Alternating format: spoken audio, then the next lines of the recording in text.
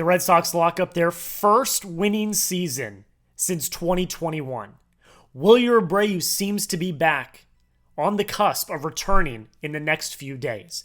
Garrett Crochet throws what is arguably one of his best outings of the entire year, and the Red Sox finish their regular season against the Yankees on a high note. We're going to talk about all of that on today's edition of the Red Sox Rundown, but before we get into that, I don't care if this team's good, if they're bad, if they're winning, if they're losing, if they're struggling, if they're succeeding. We are going to be here every single day with a video. I promise you that. Rain, sleet, snow, the sun shining outside, I'm sick, I'm not, whatever you want to say.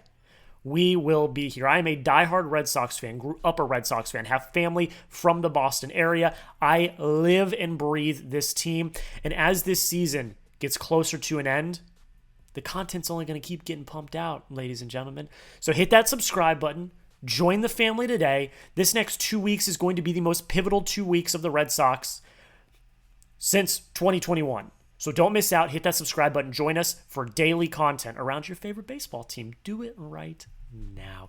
My name is Jack Lauderay. I am the host of the Red Sox Rundown by Chat Sports. Thank you all so much for taking the time to watch this video. Like I've already mentioned, Wilyer Abreu injury update, and then we're going to talk about the game because it was a fun game. I do still have my concerns about the Red Sox. I will talk about them at the end of the video, but it's going to be a lot of fun. The Red Sox get a double dose of good news. Dose number one. We got another Wilyer Abreu update. Matt Cerullo had this. He tweeted it before the game. He said, Wilyer Abreu is running the bases today. Another important step in his recovery.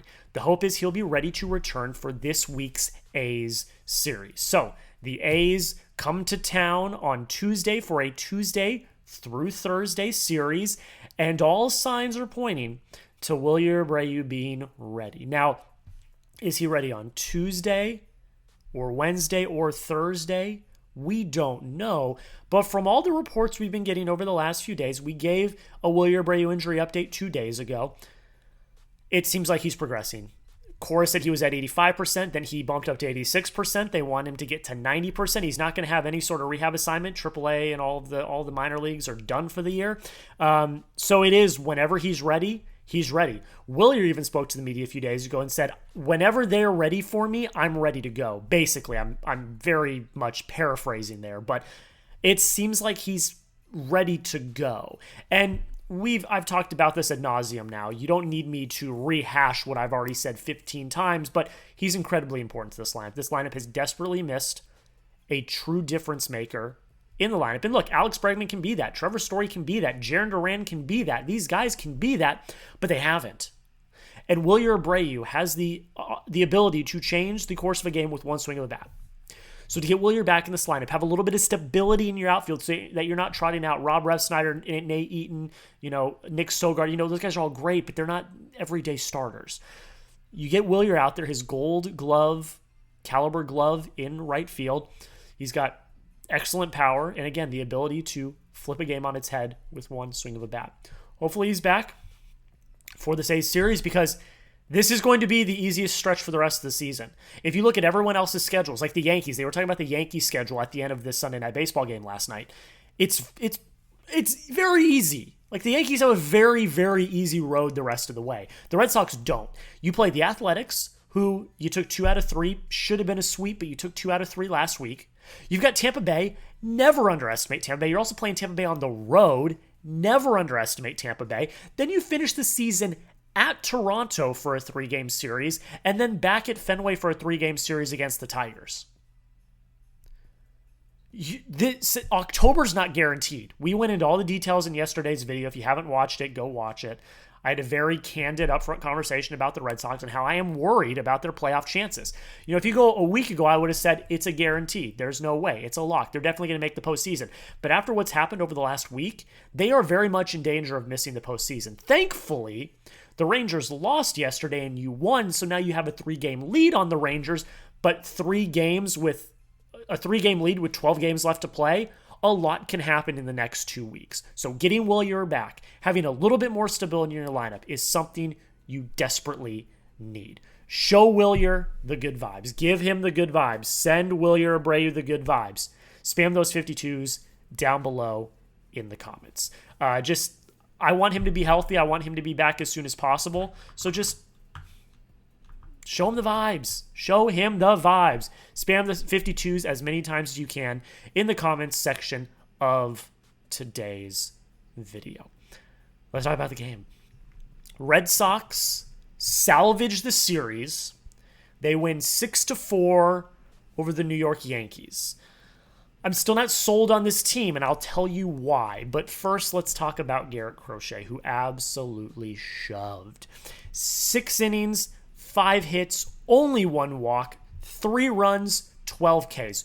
All 3 runs came on 2 swings of the bat, so it was 2 pitches. It was a 2-run home run to Ahmed Rosario in the 4th, and then Aaron Judge being Aaron Judge, a solo shot in the 5th. That was it. Other than that, Garrett Crochet commanded the length of this game. He looked absolutely excellent. Again, 12 Ks, I believe, ties his series/career high. Not his series, his season/career high.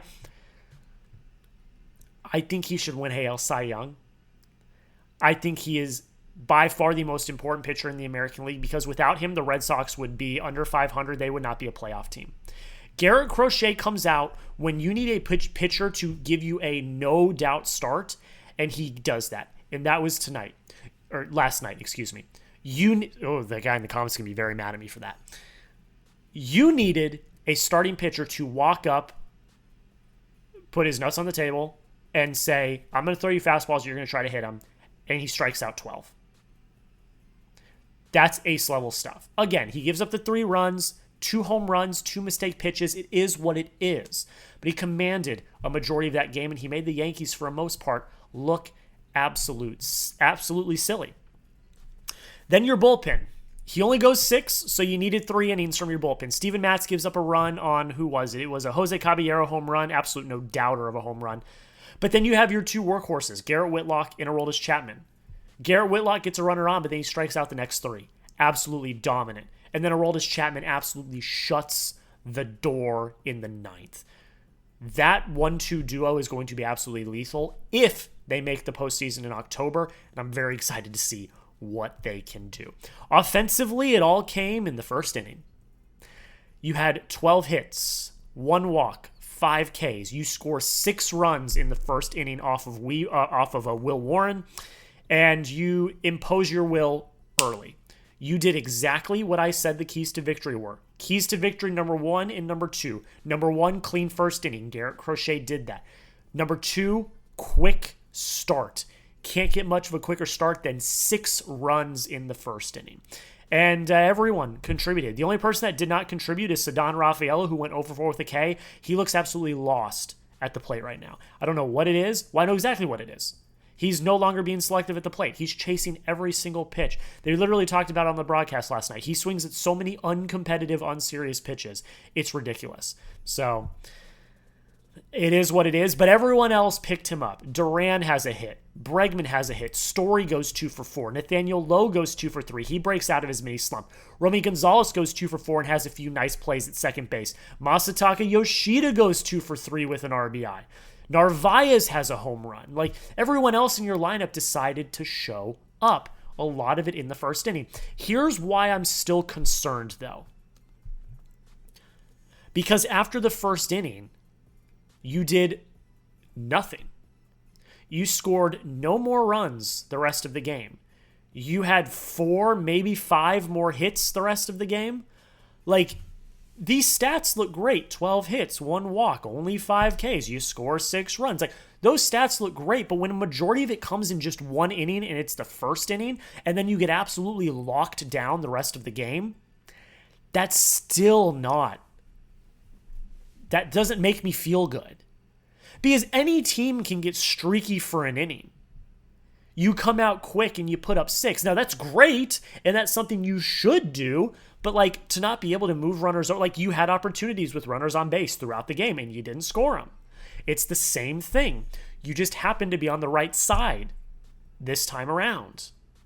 You put together a few runs. Your starting pitcher didn't absolutely implode in the first inning, so you weren't on your back foot. Like, you got lucky this time that Garrett Crochet came out and gave you an ace-level performance. But, like, if Giolito, Bayo, early, Tolley, anyone else is on the mound, I still don't feel that great about it. So while I'm very happy they won, and while this was a very significant game, because now you're 3 games up on the Rangers instead of a game and a half, or wherever you were, 2 games, wherever you were, I still feel uncomfy. And we've talked about their schedule already in this video. This schedule is very difficult. And you're going to be facing good teams. Now, can they play up to their competition? We've seen them do that a lot this year. But I also do worry about this week. This is a trap week. 3 games against the Athletics. 3 games against the Rays. 2 teams you should relatively play well against, but we've seen it time and time again. They play down to their competition as well.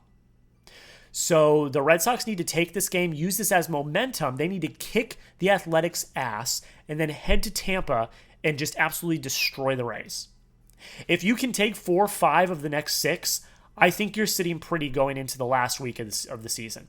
If you can't, if you implode, if you show any sort of weakness, if you win 2, 3 games, you're in trouble. So the Red Sox need to go play these teams that they should beat and make it known that they are going to make the playoffs. Predict the Red Sox record against the Athletics. Let me know down below in the comments. We don't have pitching probables as of right now. I don't know if Cora has mentioned anything. I'll see if there's any quotes. I haven't seen any quotes. I would assume Giolito gets Thursday. Who pitches Tuesday and Wednesday? A combo of Harrison, Tolley, Early. I don't know. You've got an off day tomorrow or today, the time that you're watching this.